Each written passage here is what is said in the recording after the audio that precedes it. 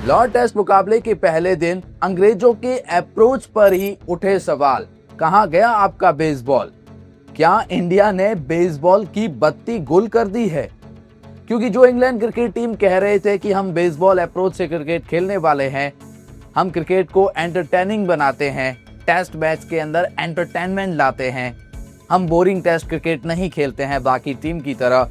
लेकिन जब लॉर्ड्स में उन्होंने बल्लेबाजी करी, हालांकि एक अच्छी पोजीशन में जरूर है, 250 रन पर 4 विकेट, भारत ने भी ठीक ठाक काम किया है, बॉलिंग अच्छी करी है, दोनों ही बैलेंस रहे हैं पहले दिन। लेकिन अंग्रेजों के अप्रोच पर सवाल उठ रहे हैं और ये सवाल खुद फील्डिंग पर खड़े शुभमन गिल, मोहम्मद सिराज और उनके ही कुछ दिग्गज क्रिकेटर भी उठा रहे हैं। जी हाँ, अप्रोच पर सवाल उठेंगे क्योंकि जब आप बेसबॉल का डंका बजाते हैं तो क्या भारत की गेंदबाजी लाइनअप के सामने 2 विकेट आपके जल्दी क्या लग गए, आपका अप्रोच ही बदल गया। और लॉर्ड्स टेस्ट मुकाबले में इन्होंने 85 ओवर खेले, इनके हिसाब से तो रन होने चाहिए थे 350 से 400 के बीच में, बेसबॉल है भाई, लेकिन इन्होंने रन 250 बनाए हैं। 3 की इकोनॉमी या एवरेज से पर ओवर की रन रेट से बनाए हैं 3 रन की, क्योंकि अंग्रेजों की उस अप्रोच पर सवाल उठाते हैं। तो चलिए जानते हैं बेसबॉल को लेकर क्या बातें हो रही है, पहले दिन के खेल को लेकर क्या बोल रहे हैं तमाम क्रिकेट दिग्गज। तो भाई ऋषभ पंत को भी चोट लगी है, तो क्या वो बैटिंग कर पाएंगे? अपडेट उस पर भी बड़ी है, चलिए एक एक करके अपडेट लेते हैं। लेकिन मैं आपसे पूछना चाहता हूँ, क्या सच में भारत की गेंदबाजी के आगे अंग्रेजों की अप्रोच चेंज हो गई है, बेसबॉल की बत्ती गुल हो गई है? इस बारे में मैं आपकी राय जानना चाहता हूँ। हाँ, मैं आप ही से कह रहा हूँ, कमेंट सेक्शन में अपनी राय जरूर बताएं। चलिए एक एक करके जानते हैं क्या बातें हो रही है। सबसे पहले तो मैं आपको बता दूं कि कप्तान शुभमन गिल ने ही अंग्रेजों की अप्रोच पर सवाल उठाए। जब भारत ने गेंदबाजी शुरू करी तो अच्छी गेंदबाजी करी और 2 विकेट जल्दी ले लिए, जिसमें नीतीश कुमार रेड्डी ने शानदार गेंदबाजी करी। उन्होंने बैन डकैत और जैक क्राउली को बाहर का रास्ता दिखा दिया। तो जब 2 विकेट लग गए और उससे पहले भी जब अंग्रेजों ने शुरुआत करी पहले बैटिंग करते हुए, तो फिर उनका अप्रोच आज बिल्कुल साफ था। बेसबॉल नहीं, डॉट बॉल कहो, रॉक बॉल कहो या कुछ भी बॉल कहो, आप दूसरी बॉल नजर आ रही थी, बेसबॉल तो नजर ही नहीं आ रहा था। और इसी को लेकर जब 2 विकेट लग जाते हैं, जो रूट खूंटा गाड़ कर खड़े होते हैं, हर बॉल को की तरह खेलते हैं, बोरिंग टेस्ट क्रिकेट की तरह, तो फिर वैसे में शुभमन गिल ने स्लिप में खड़े कहा, no more entertainment, welcome back to the boring test cricket. England को कहते हैं कि बेसबॉल कहां गया, क्या अब आप वो एंटरटेनिंग क्रिकेट नहीं खेलोगे? तो कहते हैं कि no more entertainment, welcome back to the test boring cricket, मतलब बोरिंग क्रिकेट में आपका स्वागत है। तो ये जो स्लेजिंग शुभमन गिल ने करी है, इसे वाकई में स्लेजिंग कहते हैं, जो दुगती रख पर हाथ रखते हैं। और ये वाकई में भारतीय गेंदबाजों को तारीफ जाती है उनकी कि इंग्लैंड के अप्रोच में ही बदलाव दिखाई दे रहा है।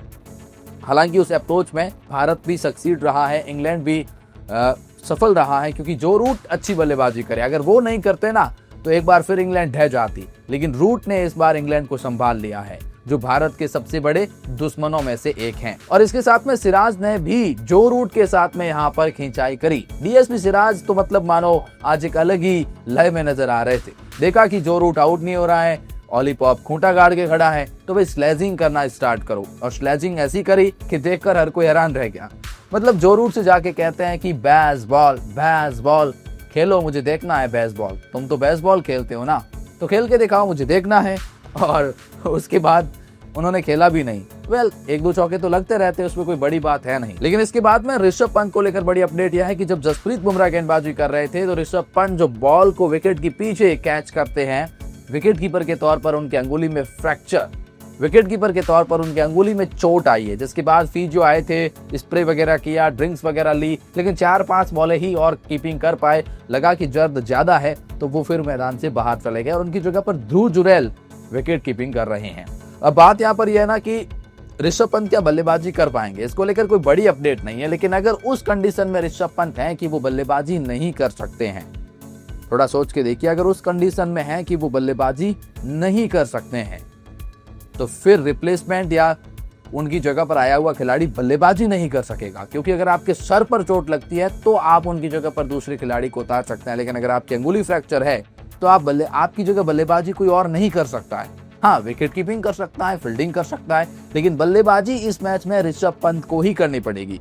और अगर ऐसे केस में ऋषभ पंत से बल्लेबाजी ना हुई अंगुली की चोट की वजह से, तो भारत के लिए बहुत बहुत बहुत बड़ा झटका होगा।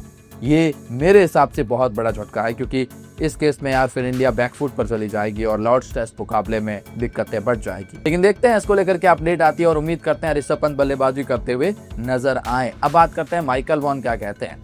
माइकल वॉन ने अपनी प्रेडिक्शंस को लेकर का, ऐसे तो चेतेश्वर पुजारा ने माइकल वॉन को फटकार लगाई कि आप अब भी 4-1 की प्रेडिक्शन कर रहे हैं।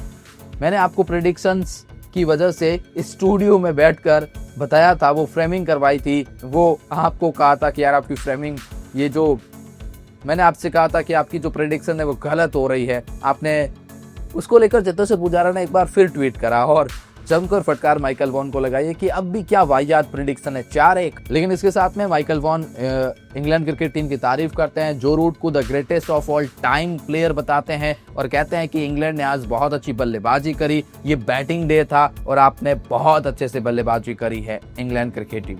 अच्छा माइकल वॉन, मैं आपको ये भी बताना चाहूंगा, आप ही कहते हैं कि हम बोरिंग टेस्ट क्रिकेट नहीं खेलते हैं, we plays entertainment cricket, entertain cricket खेलते हैं, तो वो एंटरटेन क्रिकेट कहाँ गया? सवाल ये भी है माइकल वॉन से। खैर, वैसे अब आप क्या कहते हैं, इंग्लैंड का बेसबॉल कहाँ गया है?